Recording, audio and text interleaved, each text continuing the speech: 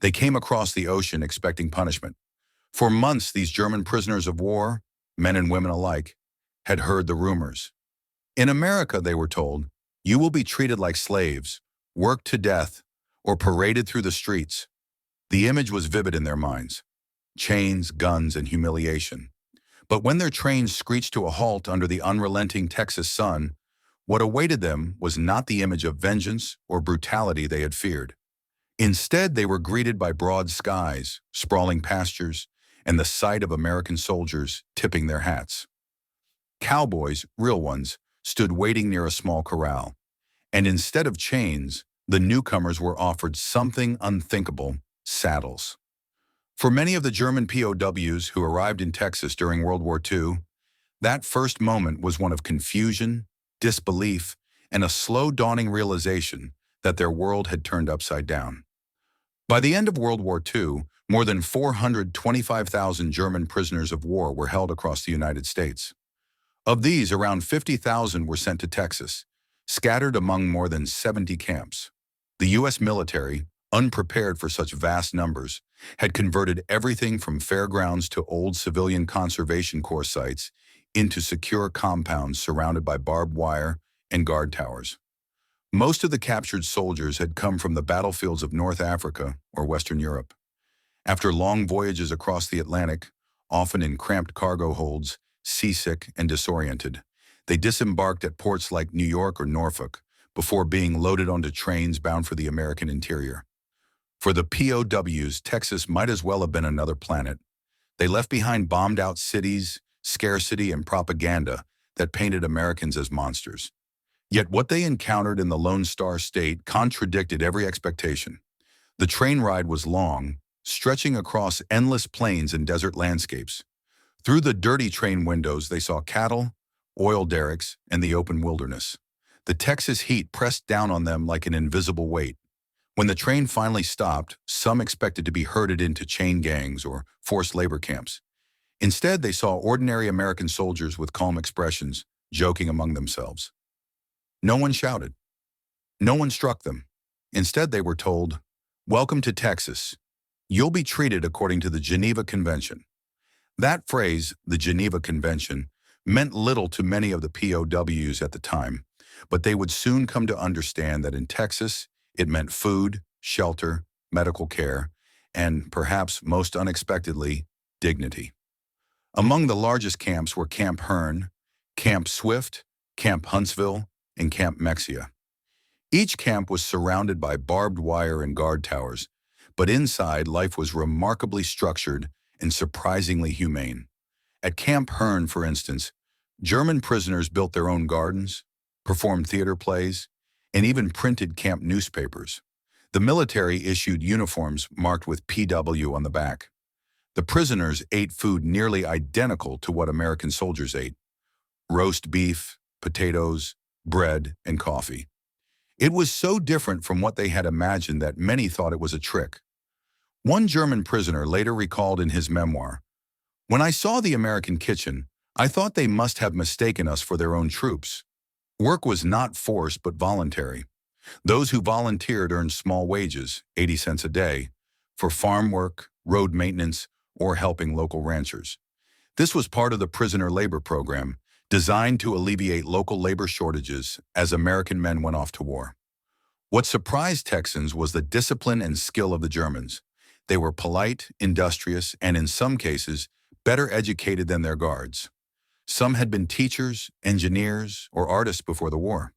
Inside the fences, they built small worlds for themselves.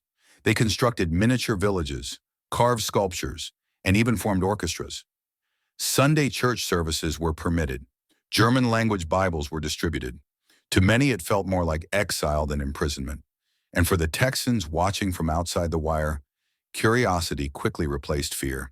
As the war dragged on, local ranchers requested help. The cattle still needed feeding, fences still needed mending, and cotton still needed picking. The army responded by contracting German prisoners of war to work on ranches under strict supervision. That's when the culture shock truly began. The Germans who stepped onto those dusty ranches expected to be treated as slaves. They were ready for chains, guards with whips, or humiliation. Instead, they were handed cowboy hats. Cowboys, sunburned, easygoing, often chewing tobacco, would look them over and say, "You boys ever ridden a horse?" Most hadn't, but that didn't stop the Texans from teaching them. The Germans soon found themselves learning how to saddle horses, herd cattle, and repair fences. They learned the rhythm of ranch life, early mornings, long rides, and hot afternoons. It was backbreaking work, but it was freedom. One former POW, Carl Kirschner, later wrote that being on horseback in Texas was the first time he had ever felt free during the war. "The Americans," he said, "treated us not as enemies, but as men. We rode beside them. We laughed with them. It was strange, but it healed something inside the Texans. In turn, were fascinated by their temporary workers. The German soldiers were polite, eager to learn, and surprisingly musical. Many ranchers invited them to Sunday dinners. Some even took group photographs together. American cowboys in denim beside captured soldiers in PW uniforms.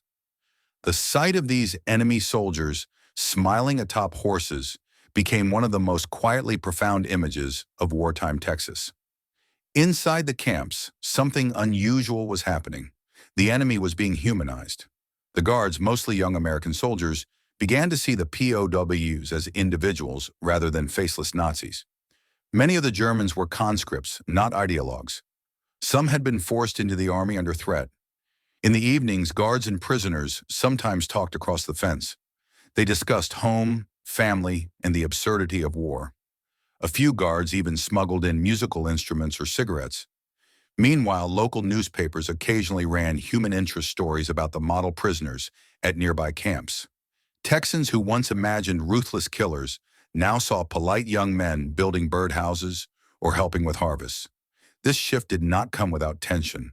Some Texans, especially those with sons fighting overseas, were angry to see prisoners eating well and smiling. To them, this was an insult to their own sacrifices. But U.S. officials defended the humane treatment policy, insisting that if America mistreated POWs, the Germans might retaliate against captured American troops. More importantly, they believed kindness could undermine Nazi propaganda. And it did. Letters from German POWs back to their families, carefully censored but still heartfelt, told stories of fair treatment, good food, and American decency. "The Americans are not like we were told," I wrote one. "They are proud, but not cruel." Those words spread like wildfire through the German ranks back home, sowing seeds of doubt about Hitler's vision of the world. One of the most fascinating aspects of the Texas POW experience was the education program. American officials, hoping to denazify the prisoners, introduced lectures, films, and reading materials promoting democracy. In the camps, discussions sprang up about freedom, ethics, and the future of Germany. The results were mixed. Some hardline Nazis resisted, running underground networks to intimidate fellow prisoners. But for many others, Texas became the place where they first glimpsed the idea that democracy was not weakness, but strength. At Camp Hearn, prisoners even built a replica of Shakespeare's Globe Theater from scrap wood and performed plays for both POWs and guards. They painted murals, built furniture, and composed music. This wasn't just survival. It was a quiet renaissance inside barbed wire.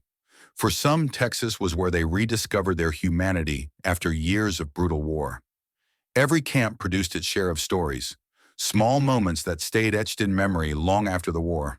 At one camp, a group of POWs helped rebuild a barn destroyed by a storm. The rancher's wife, grateful for their help, baked pies and served them with cold lemonade. One prisoner, touched by the gesture, wept openly. At another site, an American guard and a German prisoner realized they shared the same last name, both descendants of German immigrants who had taken different paths in life. They posed for a photograph together, shaking hands across the fence. There were even cases of romance, carefully forbidden but impossible to prevent. Local women sometimes exchanged letters with prisoners of war. One Texas woman later admitted, "They were polite, gentle, and lonely. We were too." And though fraternization was strictly discouraged, the humanity of such encounters was undeniable. By 1945, the war was ending. News trickled into the camps. Hitler was dead, Germany had surrendered, and Europe was in ruins. The POWs knew they would soon be sent home. But for many, that news was bittersweet. They had come to Texas as enemies and were leaving as changed men. Some didn't want to return to a shattered homeland. A few even petitioned to stay in America. The Americans, too, felt mixed emotions. Guards who had spent years overseeing the same prisoners found it hard to say goodbye. Locals who had relied on POW labor knew their absence would leave a void. When the day of departure came, many Texans came to the train stations to wave farewell. Some handed the prisoners small gifts, pocket knives, handkerchiefs, or photographs. One rancher told a departing prisoner, "If you ever make it back, you'll find work here." The Germans waved from the train windows, some wiping away tears. In that moment, the boundaries between captor and captive dissolved. They were simply men, caught in the same storm of history, now setting each other free. After the war, many German POWs returned to find their homes bombed or occupied. Yet in their memories, the vast skies of Texas remained vivid. They spoke of kindness from strangers, of cowboys who treated them as equals, of horses instead of chains. Decades later, former prisoners returned to Texas as tourists. Some even reunited with the families they had worked for. A few settled permanently in the United States, marrying and becoming citizens. The towns that once hosted POW camps now preserve their memory through museums and local stories. Camp Hearn, for instance, has been partially reconstructed as a historic site, where visitors can walk among the ruins and see photographs of young Germans smiling in the Texas sun. The story has become a symbol of something deeper, a reminder that even in the depths of war, humanity can survive. The title of this story, German Women POWs in Texas Were Shocked When Cowboys Put Them on Horses Instead of Chains, may sound like fiction, but it captures a truth more powerful than facts alone. Because what truly shocked the German prisoners, male or female, was not just the open sky or the saddles. They were shocked by kindness, by the realization that their enemies had treated them with more humanity than their own regime had shown to others. Texas became, for thousands of German POWs, the place where the war ended, not with vengeance, but with grace. It was a world where the enemy offered a handshake, where guards shared songs, and where the sound of boots on dry earth replaced the echo of gunfire. For them, America was not the land of chains. It was the land of unexpected freedom. And though the fences eventually came down, the memory of that strange, merciful chapter of history still rides quietly across the Texas plains, like the echo of hooves fading into the horizon. Time moved on. The war that had consumed the world faded into black and white newsreels. The barbed wire fences rusted away, and the Texas camps were reclaimed by grass and silence. Yet for the men who had once lived behind those fences, the memory refused to die. For many German POWs, the months or years they spent in Texas would become the defining period of their lives, not because of war, but because of what came after it. They had seen cruelty in battle, endured terror under Nazi officers, and watched entire cities reduced to ash. Yet in a land thousands of miles from home, they discovered a kind of redemption that none of them had expected. In post-war Germany, survivors often spoke in hushed voices about their time in the United States. "We were treated like human beings," as many said. "It changed everything I believed about the enemy." One former prisoner, Ernst Schaefer, wrote to a Texan family decades later, "I had been told America was the enemy of Germany, but when I was given bread by your mother and allowed to ride your horse, I realized something. The war was not between people. It was between governments. The people themselves were never enemies." His letter was read aloud at a town hall in Hearn, Texas in the 1990s, and the audience fell silent. The words seemed to bridge half a century of history, collapsing the distance between past and present. For decades, the POW experience in America remained a footnote in history books. It was overshadowed by the larger story of the war, the battles, the atrocities, the victories. Few Americans knew that enemy soldiers had lived peacefully in their own backyard, picking cotton, tending horses, and attending church. But beginning in the 1980s and 1990s, historians began unearthing the records, interviewing survivors, and piecing together this forgotten story. What they found was remarkable, a humanitarian experiment that had succeeded far beyond expectation. Texas, with its vast land and independent spirit, had been the perfect setting. The war had brought fear, rationing, and loss to every American household. Yet here, amid those hardships, Texans extended decency to their enemies. It wasn't idealism, it was instinct. In small towns like Mexia, Bartlett, and Hereford, locals remembered the Germans who had worked their fields. They remembered their manners, their singing, their gratitude. Many ranchers never forgot the efficiency and pride with which the Germans performed their duties. In one case, a Texas farmer who had lost his son in combat refused to hate the POWs who worked for him. "They didn't kill my boy," he said quietly. "War did." That sentiment, simple, human, and profound, became the quiet philosophy that guided how these communities treated the captured enemy. After the war, many German POWs carried their Texas experience back to Europe. When they returned home, they found cities flattened and spirits broken. Germany was divided, its people humiliated. But among those who had seen America firsthand, a different seed had been planted, a belief in freedom, democracy, and compassion. Historians later observed that many ex-POWs became part of Germany's post-war reconstruction and democratization. Some became teachers, engineers, or local leaders. Their memories of Texas shaped their values. One former prisoner, Hans Müller, later became a mayor in Bavaria. In a 1974 interview, he said, "I tried to govern my town the way those Texans treated me, with fairness, patience, and respect. They showed me that strength is not cruelty, it is self-control." Another ex-POW returned to Texas in 1959 with his wife and children. He visited the old ranch where he had once worked as a prisoner. The rancher's son, now grown, recognized him instantly. The two men embraced and cried. "You were never my prisoner," the Texan said. "You were my friend." Stories like this multiplied over the decades. Texas towns began holding reunions, inviting former POWs and their families to return. Many came bearing faded photographs, postcards, and letters written during the war. They spoke of gratitude, of longing, and of how America had changed them. The image of POWs on horseback became one of the most enduring symbols of this story, not just because it was unusual, but because it captured the spirit of transformation. In Germany, horses had been used for war, for cavalry charges, supply wagons, or pulling artillery. But in Texas, those same animals represented freedom. When a German POW first climbed into a saddle, he was symbolically reclaiming something that war had stripped from him: dignity. Cowboys didn't see them as enemies. They saw them as men trying to do a job. In return, the Germans began to see Americans not as monsters, but as individuals capable of kindness. The horse became a silent teacher between them, a bridge made not of politics, but of shared labor and trust. There's a story told in Mexia about a German prisoner named Otto, who had never ridden a horse before arriving in Texas. At first, he was terrified. The horse bucked, the saddle slipped, and he fell into the dust while the cowboys laughed good-naturedly. But the Texans helped him up, dusted him off, and told him to try again. By the end of the day, Otto was riding with pride. Years later, when he returned to Germany, he sent a photograph to the ranch. Him standing beside a new horse, smiling.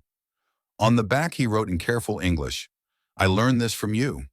In a modern world often divided by politics, race, and ideology, the story of the German POWs in Texas carries lessons that feel urgently relevant. It reminds us that mercy is not weakness, that justice can coexist with kindness, that the way we treat our enemies defines us more than how we treat our friends. During the war, America could have easily chosen revenge. Many of its own soldiers were suffering in Nazi camps across Europe, starved or executed. But by upholding the Geneva Convention and insisting on humane treatment, the U.S. made a statement not just to the world, but to itself. That statement was clear. Civilization is tested not by prosperity, but by how it behaves in moments of rage. The Germans who came to Texas expected hatred. What they found instead was the slow, disarming power of decency. Today, if you drive through Central Texas, you can still find remnants of that forgotten chapter. Crumbling brick foundations mark where barracks once stood. Old water towers bear faint PW markings, In Hearn, a small museum preserves photographs of young men in prisoner uniforms, smiling in the Texas sun, posing beside guards and horses. Locals still tell stories passed down from their grandparents, how the Germans helped harvest cotton, built barns, or carved wooden toys for children. One elderly woman recalled that when she was a girl, her mother would take her to the camp fence to wave at the German boys. They would smile and toss her little wooden figurines shaped like animals. I didn't understand why people said they were dangerous, she said. They just looked homesick. Another local remembered hearing the sound of singing drifting from the camp at night. It wasn't military songs, he said. It was hymns. It made you forget who was inside and who was outside the wire. Those stories, simple as they are, have survived like fossils in the cultural soil of Texas, quiet, enduring evidence of a time when war met humanity and lost. For many former POWs, Texas became a spiritual awakening. They had been raised under a system that glorified obedience and fear. In Texas, they saw ordinary people living with freedom, humor, and compassion. It was confusing at first, but liberating. Years later, when researchers interviewed ex-POWs, many spoke about how their time in the U.S. changed their beliefs. "I stopped believing in Hitler in Texas," said one, "because the Americans did not act like he told us they would." Another said, "When I rode that horse, I realized what freedom feels like. You cannot make a man hate the one who taught him that." Some returned to Germany determined to rebuild their homeland in a way that mirrored what they had experienced. In that sense, the POW camps of Texas became unintended classrooms for democracy. It is tempting to look back at this story and see it as a product of its time, a relic of a bygone era. But the truth is, the moral test it represents never goes away. Every generation faces its own version of the POW camp, its own opportunity to decide whether to chain or to lift. The Germans expected chains. The Texans gave them horses. And that simple choice between cruelty and decency has echoed through history like a quiet sermon. When those former prisoners rode across the Texas plains, they weren't just learning ranch work. They were learning what it meant to be treated as a human being again. And for the Americans who watched them ride, there was also revelation that compassion can be stronger than fear, and that dignity can survive even in war. Imagine it now, the sun dipping below the horizon, the sky painted in burnt orange and violet, the wind rustling through the dry grass. A group of German prisoners, once enemies of the state, now sit astride horses beside American cowboys. No barbed wire, no weapons drawn, just the sound of hooves and the smell of dust and leather. They laugh awkwardly, trying to mimic the cowboys' slang. The Texans grin, correcting their accents, showing them how to hold the reins. The moment is almost absurd, a snapshot of humanity defying logic, happening quietly while the rest of the world burned. But this was real. It happened, and it meant something. When those men went home, they carried a part of Texas in their hearts, a living memory that no regime could erase. And for those cowboys who rode beside them, they carried a reminder that decency is its own kind of victory. When the war ended, the fences came down. The watchtowers were dismantled, the signs faded, and the soldiers went home. But the story stayed. It lingered in the soil, in the old cotton fields, in the voices of those who still remembered. And though many of the men who lived it are now gone, their story remains a lesson carved into the spirit of Texas and into the conscience of the world. Because once in a time of darkness, when hatred ruled the headlines and suspicion divided nations, there was a place where prisoners were treated like men, not monsters. And in that unlikely corner of America, cowboys taught captured Germans to ride, not to fight, but to live. No one wrote songs about it. No one built monuments. But those rides, those conversations, those acts of grace changed lives, and in some quiet way changed the course of history.